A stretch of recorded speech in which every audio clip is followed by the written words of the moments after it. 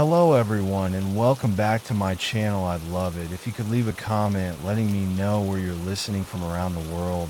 Also, don't forget to like and subscribe if you're enjoying this video. Story 1. It was one of those perfect summer weekends, the kind that feels like it was stitched together just for you. Mia and her three best friends, Jake, Sarah, and Ben, had packed their gear and headed to the Black Hills for a camping trip. The first night was everything they'd hoped for. A sky littered with stars, the comforting crackle of a campfire, and stories that dissolved into laughter. The second night was different. The forest seemed too quiet, as though it was holding its breath. The crickets were gone, their familiar hum replaced by an eerie stillness. The air carried a sharp, metallic tang that none of them could quite place. Jake was the first to mention it. "Do you hear that?" he asked, tilting his head. At first, it was just faint, a sound so soft that it could have been mistaken for wind. But as the minutes passed, the sound grew clearer. Whispers, dozens of them. "They're close," Sarah whispered, clutching her sleeping bag. "Probably other campers messing with us," Jake said, grabbing the flashlight. He was trying to sound brave, but the slight tremor in his voice gave him away. Mia called out, "Hello? Is someone out there?"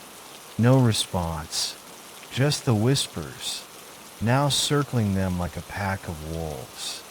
"Stay here," Jake said, flicking on the flashlight. "I'll check it out." "Jake, don't!" Mia snapped, but he was already moving toward the tree line. The beam of the flashlight cut through the darkness, landing on a figure standing at the edge of the clearing. The man, if it was a man, was unnervingly still. His arms hung loose at his sides, his head tilted to one side as though he were curious about them. "Hey, are you lost?" Jake shouted. The figure didn't respond. Then, with a jerky, almost robotic motion, it straightened its head, and it spoke. "Are you lost?" The voice was Jake's, but wrong, like a recording played backward and slowed down. Jake stumbled back, nearly dropping the flashlight. "What the hell?" The figure stepped closer, just enough for them to see its face. It was pale, almost glowing, with eyes that seemed too big for its skull. Its grin stretched unnaturally wide, revealing teeth that were more like shards of bone.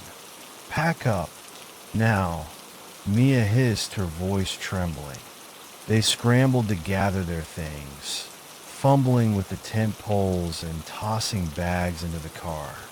The whispers were louder now, coming from every direction.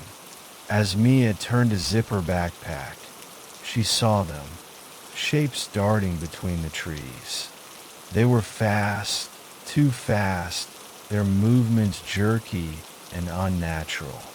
"Go, go, go," she screamed, shoving everyone toward the car. The drive back down the dirt road was a blur of adrenaline and terror. Jake kept glancing in the rearview mirror, swearing he saw shadows keeping pace with them. When they finally reached the main highway, the car fell into an eerie silence. No one spoke. No one dared. But Mia couldn't help herself. She looked back, and she saw it.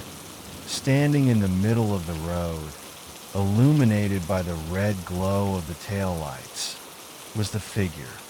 Only now it wasn't a man. It was something else entirely. Its limbs stretched unnaturally long, its skin bristling with patches of fur. Its face was still human, but that grin, that terrible grin, was wider than ever.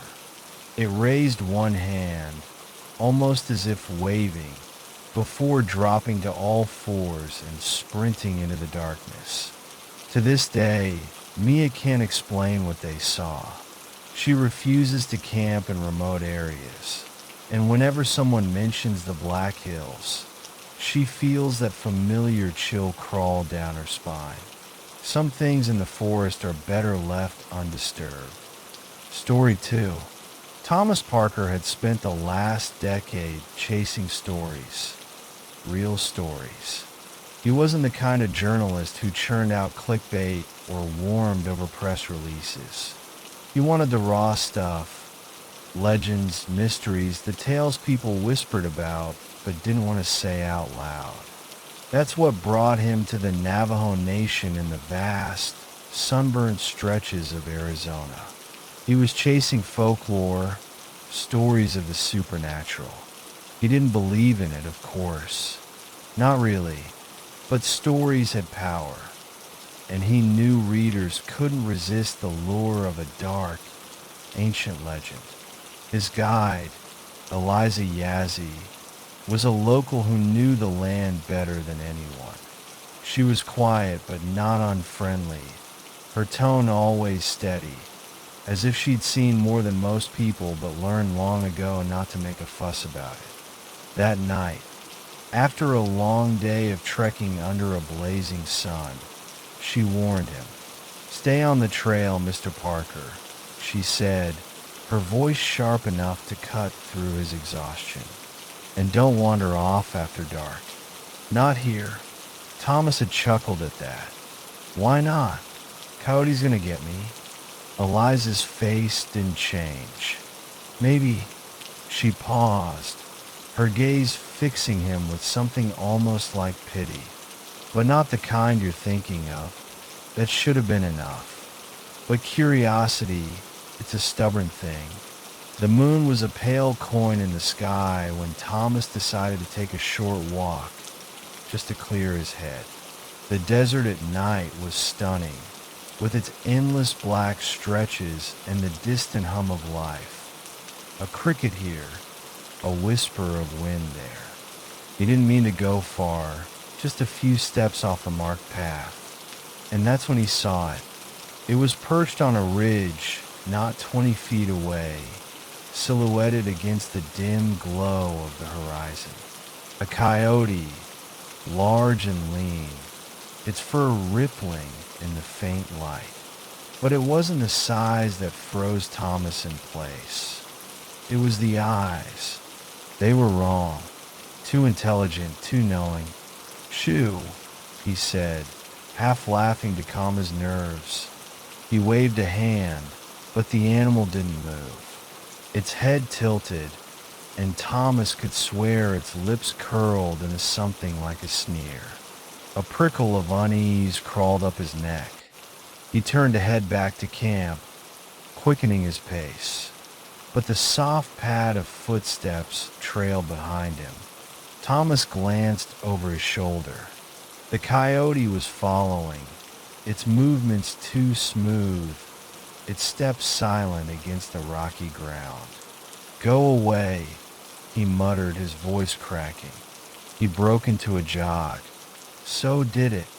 He looked back again, and his breath caught in his throat. The coyote wasn't on 4 legs anymore. It was upright, running on 2 legs like a human, its gait unnervingly fluid, almost playful. Panic hit him like a hammer, and he bolted. His boots scraped against the uneven ground as he sprinted back toward camp, the sound of his own breath roaring in his ears.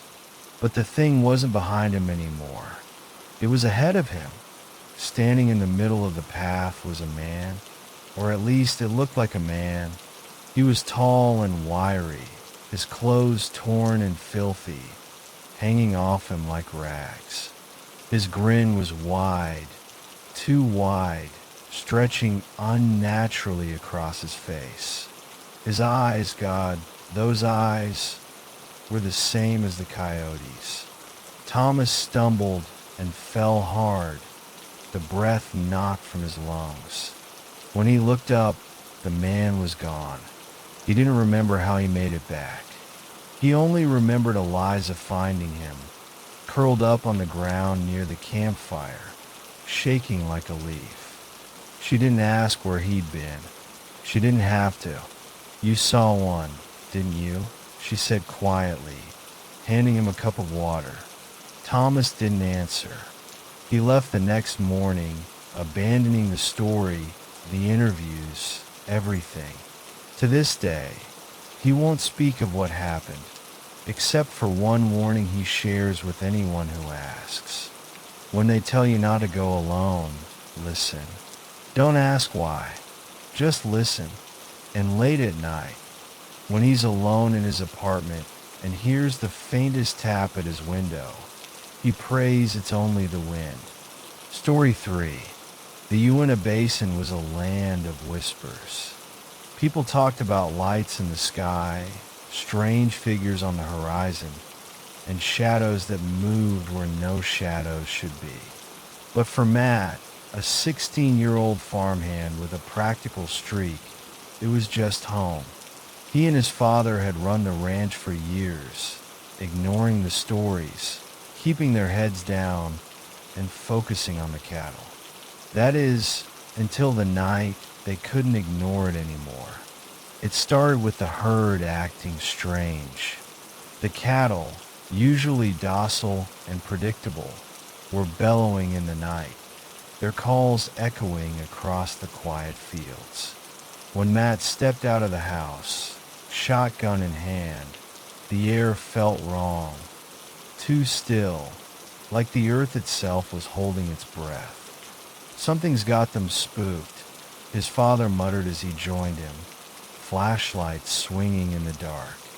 The beam of light cut through the shadows, revealing the herd clustered together like a frightened mob. Their eyes gleamed like wet marbles in the beam, and their movements were jittery, like they were expecting something to lunge out of the night. That's when they saw him. A man stood among the cattle, his back turned to them. He was tall, unnaturally thin, with shoulders that jutted out like broken tree branches. His head was tilted at an odd angle, as though listening to something far away. "Hey," Matt's father called, his voice sharp. "Get out of there." The man didn't move. He stood frozen, as if carved from stone. "Don't make me come down there," his father growled, taking a step forward. That's when it happened. The man crouched in a way that no human should be able to, his limbs bending and folding like a spider's. Then, with a bone-chilling speed, he leapt several feet into the air, landing on all fours in the dirt. Matt gasped as the figure turned its head toward them. Its eyes glowed faintly in the darkness, reflecting the flashlight's beam like an animal's. But its face was human. Before they could react, it bolted. It moved faster than anything Matt had ever seen, a blur of limbs and shadows sprinting into the distance. The cattle erupted into terrified mooing, scattering as if they'd been released from a spell. Matt and his father stood frozen for what felt like an eternity. "What the hell was that?" Matt whispered. His father didn't answer. He just gripped the flashlight tighter, his knuckles white.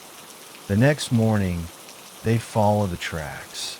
The deep, clawed impressions in the dirt wound through the fields, heading toward the hills. But halfway there, they just stopped. No sign of a struggle, no broken grass, nothing. It was as if whatever it was had vanished into thin air. Matt's father stood there for a long time, staring at the empty field. Finally, he said, "It's not the first time something like this has happened, but it's the first time I've seen it up close." That night, Matt couldn't sleep.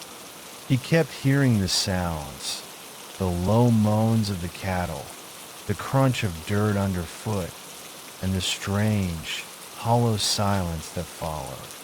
When he finally drifted off, it was only to wake up hours later to a scraping noise outside his window. He grabbed his shotgun and crept downstairs. His father was already at the door, holding an old hunting rifle. Together, they stepped outside, the porch light casting long shadows over the barn. Matt's stomach turned when he saw it. Claw marks gouged deep into the wooden barn door. They were long and jagged, like something had tried to tear its way inside. "We need to do something," Matt said, his voice trembling. The next day, they went into town to talk to a local elder, a woman who had lived in the area her entire life. When Matt described what they'd seen, she grew quiet, her expression grim. "Sprinkle ash around your property," she finally said, "and don't go out after dark.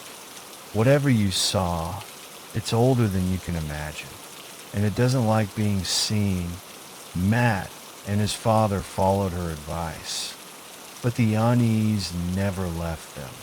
The claw marks on the barn faded with time, but the memory of that night didn't.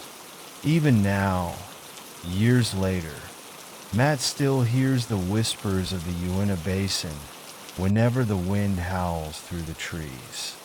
And sometimes, late at night, when the world is quiet and the shadows are long, he swears he can hear the sound of footsteps outside his window.